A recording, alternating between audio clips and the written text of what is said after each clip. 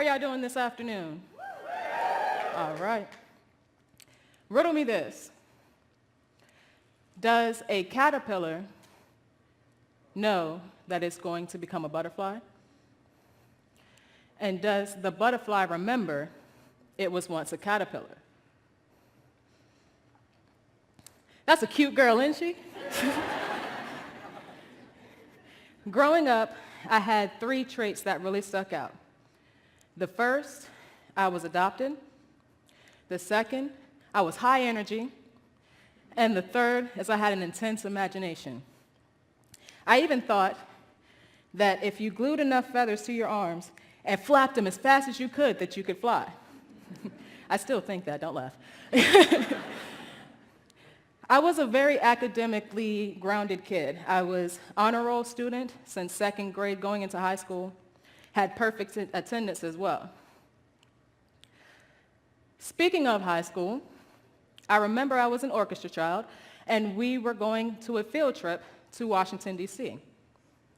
Now, I got really excited to go, so that Wednesday before, my parents, they took me to the mall, and they bought me these black, white, and yellow shoes, and they were Dadas. And I don't know who remembers those shoes, but they were all the rage back in the day.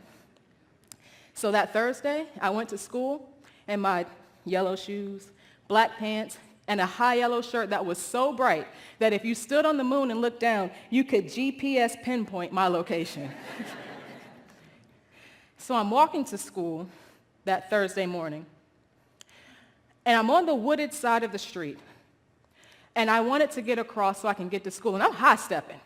I'm looking good. I see my shoes. I'm fresh.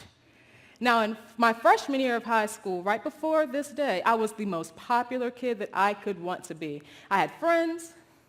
I was doing well in school. I thought I was pretty hot. So as I'm walking down the street, I cross the street. The bus driver waves me across. I look left and right, and the next thing I remember was rolling on the ground a couple times. Now, I figured, you know what? People saw me trip off this curb. I need to hurry up and get back to school. I dust myself off, put my glasses back on, and proceed to walk. And as I'm walking, I hear something faintly, stop. And I didn't really think it was of anything of it. And then I heard, stop! And I turn and look at this lady, and I put my hands up, and I say, ma'am, you are bringing way too much attention to me. I just tripped, and I am trying to recover cool points. You are ruining this for me. And she looks at me, she puts her hand on my shoulder, and she says, no, you need to sit down. You've just been hit by a car. She starts asking me a barrage of questions such as, do you know where you are? Do you know your name? Do you know your mother's phone number? And she asked me to call my mom. And back then, I thought the biggest concern my mother would have wasn't the fact that I got hit by the car. But remember those $60 shoes you bought me the day before? Gone. In 2 blinks of an eye, my mom was there. The lady proceeded to tell my mom exactly what happened. She said, your daughter was walking across the street. And now I remember that. And she said, you looked left and you looked right. But it was that time that you looked right that the car came barreling around the corner going about 45 miles an hour. And she knew right then and there was no way it was not going to hit me. And that car hit me in such a way that I dented the side passenger door, removed the passenger side mirror, dented the hood, then damaged the engine to total the car, had a hole in the windshield, dented the hood of the car, did a 360-degree turn in the air, and landed, boom, on my back like a wrestler. Had I turned a quarter of an inch further, I would have snapped my neck. I kind of meditated on that over the weekend and got excited to go back to school on Monday to get the support of my peers. I'm glad you're okay. It's nice to see you. What I didn't expect was the rumors. The one that stuck out. I heard there was this girl. She wanted to kill herself.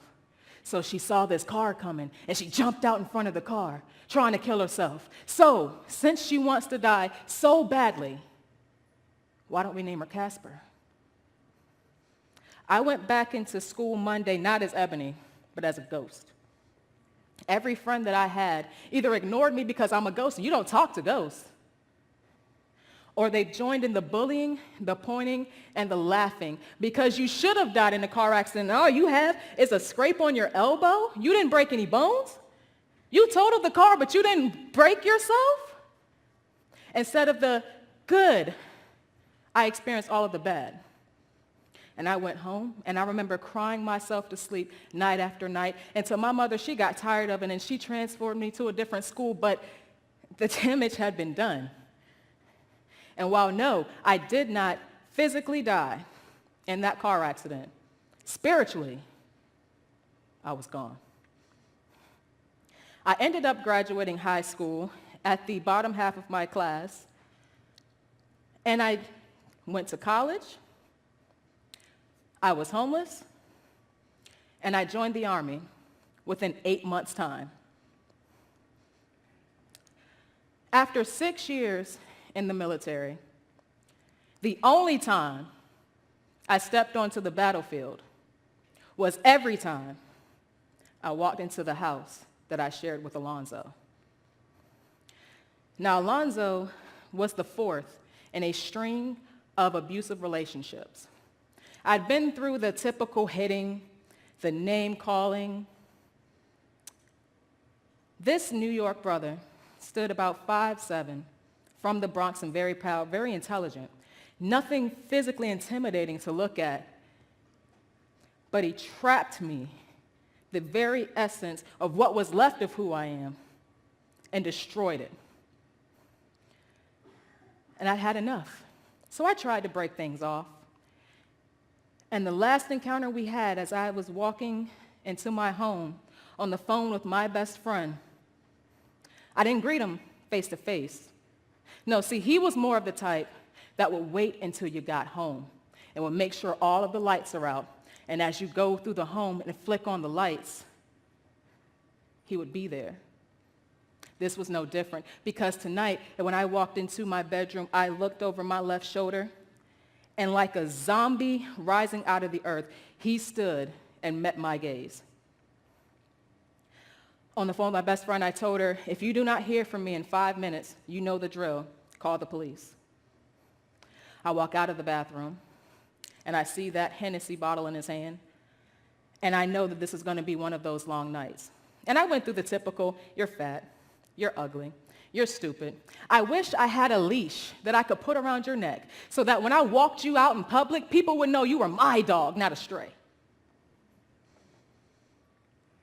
At the end of that bottle, I asked him, do you want me to throw that away for you?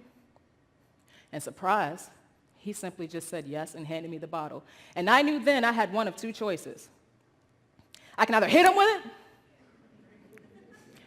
and hope that he doesn't wake up, or I could run.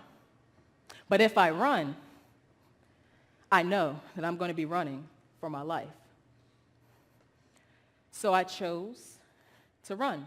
And as I ran, I could hear him behind me. And I'm running through the living room, and I can hear all the way behind me. And I know at that point that I have to get to the gas station that's across the street. So I run out of those doors, and I run across the street, and I see a pothole, and I forgot that it was there. And I trip over the pothole, but I get back up because I can hear him walking right behind me. And I finally get to the gas station, and now he's behind me, and we're between the aisles. And I'm here, and he's there. And I'm walking this way, he's going that. And I'm going this way, and he's going that. And it wasn't until, woo, woo, woo, woo, my God, like an angel, I heard those sirens. The police pulled him outside. They didn't arrest him. He didn't touch me. I went on the ambulance truck, and I looked at my knee. I noticed my leg was in pain, and I knew I hit the ground, but I didn't know that I'd hit the pothole in such a way that it butterflied my kneecap wide open. You could see the flesh of my knee, and in two different areas, the bone in my leg.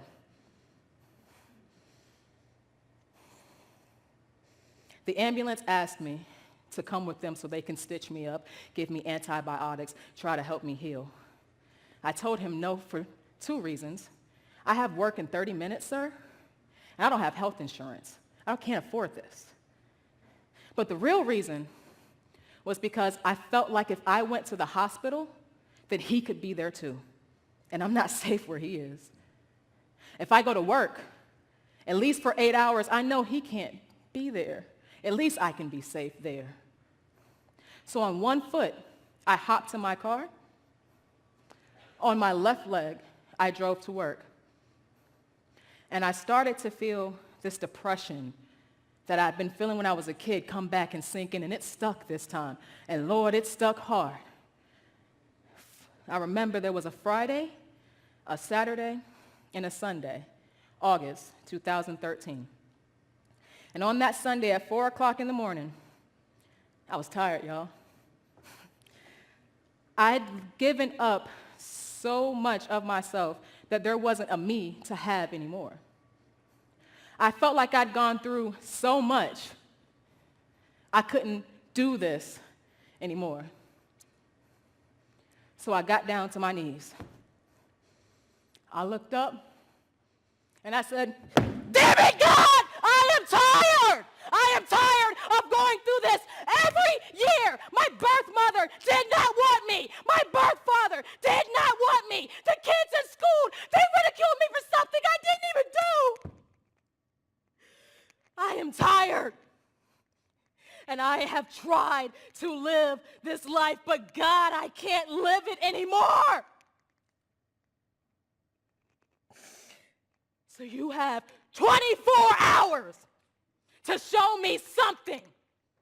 Because my hand to God himself, if you do not, we will meet face to face, and you'll give me my damn explanation."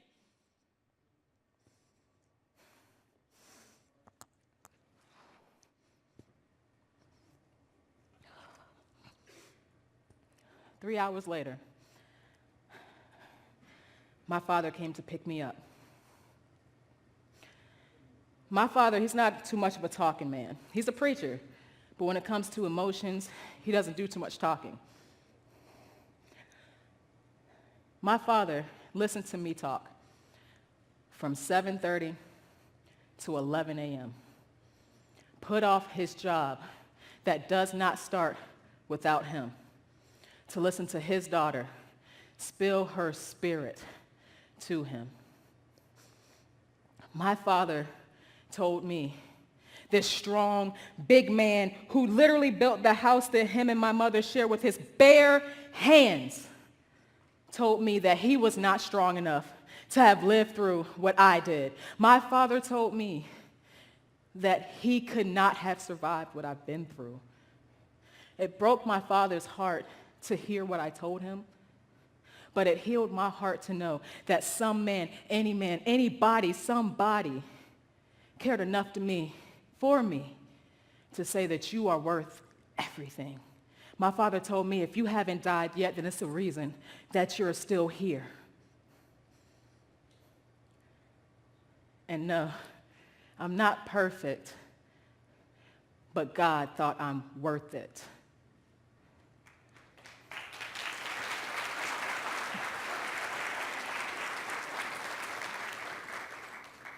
Now here today, I stand before you all, my Capital family and friends. And I've only been here 8 months, but I feel like I belong here. And no, I'm not perfect. When I walk past a group of you all, and you're talking amongst yourselves and you laugh when I walk by, I still think you're laughing at me. I prefer to talk to you all in groups, anybody really, in groups, because I feel as though individually, each one of you can judge me and figure out what you don't like about me. It took me 32 years to do 3 things: love myself, cherish myself, and find myself. And if you listen closely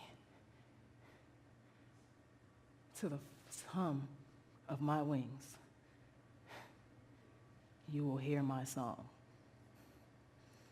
And my song, thank you, God, is beautiful, just like yours.